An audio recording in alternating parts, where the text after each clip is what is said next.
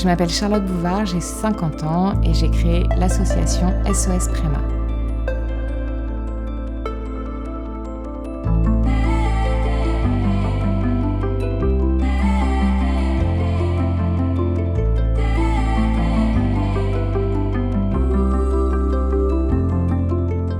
Votre parcours en une phrase ?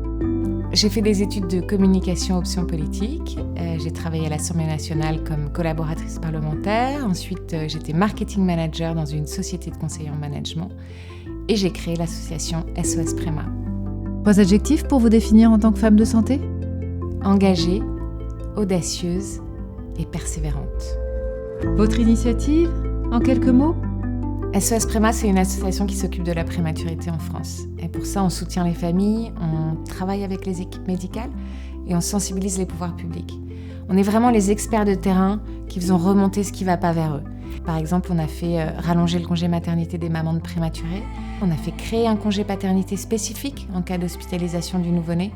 Et dernièrement, on a lancé la charte du nouveau-né hospitalisé. Cette charte, elle définit en 10 points les besoins essentiels du nouveau-né. Et en filigrane, la présence continue des parents.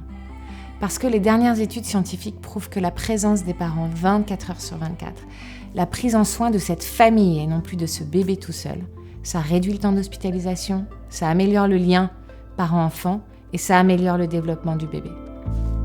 Comment est née votre initiative ?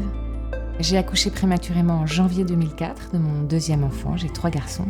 Et j'ai rencontré mon fils quand il avait 4 jours et je le souhaite à personne. En France, on sépare les parents de l'enfant et ça, c'est pas acceptable. En quoi ce que vous faites est utile ? Plus jamais un bébé va être dans une couveuse comme ça, avec de la lumière, du bruit, des vibrations, sur des kilomètres ou dans un hélicoptère. Il sera en peau à peau avec son papa ou sa maman quand elle le peut. Et ça change tout. Pour une arrivée dans la vie qui est déjà très compliquée. Que vous apporte ce projet ? J'ai donné du sens à une histoire qui n'en avait pas. Et ça, c'est magique.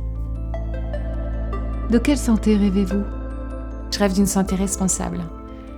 Qu'on travaille pour l'avenir et qu'on mette des choses en place pour demain et non pas que ça soit toujours dans l'urgence. Un message pour ceux qui nous regardent ? Le message que je veux faire passer, c'est que ces enfants-là, s'ils sont aujourd'hui les plus petits, les plus fragiles, ils sont aussi nos adultes de demain. Alors il faut vraiment s'en occuper. Et pour le futur, qu'est-ce qu'on peut vous souhaiter ?